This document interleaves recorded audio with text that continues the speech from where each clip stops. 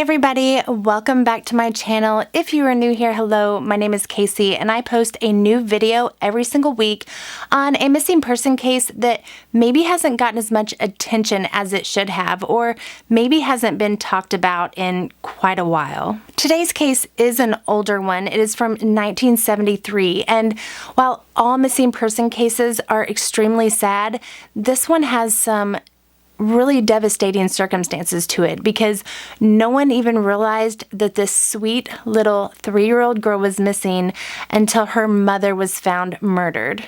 Christina Lynn Carter was born to parents Janet Calhoun Carter and Lindsay Carter on May the 29th of 1970. I believe the little family was living in Birmingham, Alabama, but I'm not completely positive on that. This is one of those cases where I really had to dig to find anything at all. I do know that Janet was working for an insurance company in Birmingham shortly before events took place, so I'm assuming that is where they also resided. In June or July of 1973, Janet and Lindsay Carter divorced, and the mother and father were in a custody battle for little Christina, who is now a lively and talkative 3-year-old. Now, from what I understand, Janet moved to Hueytown, Alabama from Birmingham in September, just a couple of months after her divorce was finalized, and she did this to maybe put some distance between herself and her ex-husband. It is believed that she moved there perhaps because she planned to go into hiding with Christina because she was afraid her ex-husband Lindsay would win custody of their daughter. Janet was dating another man at this time, a married police officer whose name I do not have, unfortunately.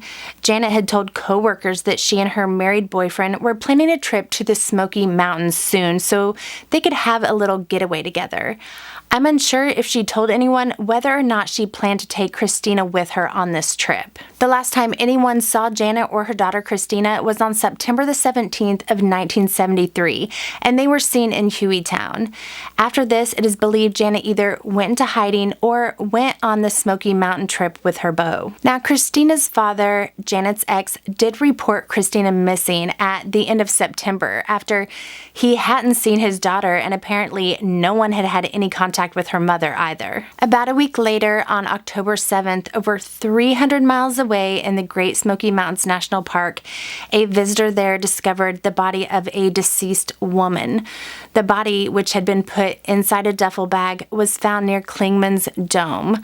Clingman's Dome is an attraction in the Smoky Mountains on the Tennessee-North Carolina border, and it is the highest point of the Smokies at 6,643 feet.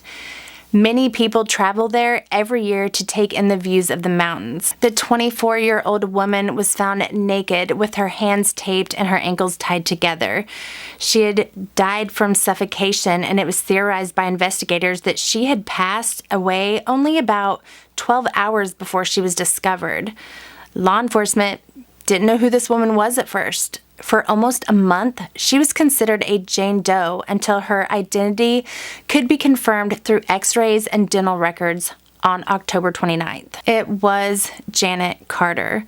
Once they confirmed that this was in fact Janet and notified her family, something else became very alarming. Where the heck was 3-year-old Christina? 22 days had passed since her mother's body had been found, with the police not even knowing a child was even missing. That's a long time to not be searching, and Christina hadn't been seen by anyone since September when she and her mother were still in Alabama. Christina obviously wasn't with her mother, and she wasn't with her father either. Was she with someone, or had Christina's life been taken as well? Now, family members were contacted to see if maybe Janet had given Christina to one of them, but she hadn't, and none of them claimed to have any idea where this little girl was. Now, in the 1970s, law enforcement officers weren't really trained in how to deal with missing children or child abductions. The faces of missing children hadn't yet been put on milk cartons. There was no Amber Alert, no internet or social media, no online news outlets. no YouTube. Different law enforcement agencies were limited in their ability to even communicate with each other. Information on Janet's murder and Christina's disappearance was reported in newspapers, but I'm pretty sure it wasn't broadcasted on television news. And that's the way it is. It was just a different time.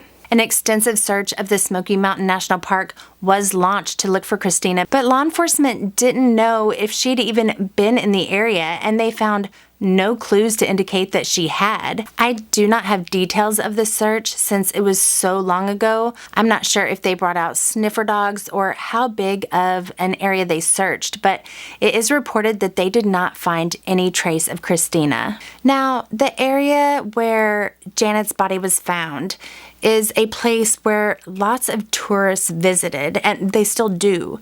Clingman's Dome is open April through November each year, and it seems like there would have been people coming and going there on a pretty consistent basis, especially in the fall when the leaves are changing, and the view from Clingman's Dome would have been especially pretty. It seems to me that whoever placed the duffel bag there wanted it to be found. If Christina's body was placed somewhere in the Smoky Mountains National Park as well, or if she was left out there alive to roam around on her own until she fell victim to the elements, it is likely that she would never be found. We're talking over 522,000 acres. Why was Janet killed? Did she threaten to tell her lover's wife about the relationship? Did the wife maybe find out and insist that her husband get rid of her? Did Christina witness her mother's murder and she was also killed? If Christina herself was murdered and put somewhere in the Smoky Mountains, why would she not be put in the same area as her mother? Did the boyfriend and his wife murder Janet and then give Christina away? I really hope she was raised in a happy home by someone else and not harmed. Police did question the boyfriend, and according to Janet's family, he was in the area of the Smokies where Janet's body was found that same day she died and was discovered. But his wife provided an alibi, and apparently that was it. I don't believe he was questioned any further than that. Side note, I don't think that alibi would fly this day and age. Do you? Let me know in the comments. Maybe it depends on his social standing or if he was a prominent figure. We really don't know much about this guy except that he was a police officer and a sleazeball who cheated on his wife. Some believe that Christina's father, Lindsay, had something to do with Janet's murder and Christina's abduction, but there is no evidence to support that. They were going through a custody battle, and Janet had taken off with their daughter, so he was probably angry with her. He was checked into, and he wasn't in the area when Janet was killed, and he was the one who reported his daughter missing. If he had something to do with it, he could easily have not reported it and just been like, oh, yeah, her mom took off with her. I personally don't think he was involved, but like I said before, there's not a lot reported on this case, so there is probably a ton of missing information. It's also very possible that neither the boyfriend or Lindsay had anything to do with it, and it was just a random person that abducted Christina and killed Janet so she couldn't report it. We just don't know. Other theories have come about that maybe Janet knew something bad was about to happen. Perhaps she knew that she and Christine were in danger, so she gave Christine to someone to keep her safe. But would she do this without telling anyone in her family? I'm unsure of what Janet's relationship was with her relatives, though. Maybe she wouldn't have told a soul. If Christina had been left with a babysitter for the day, wouldn't a babysitter eventually come forward and be like, hey, this person never came to get their kid?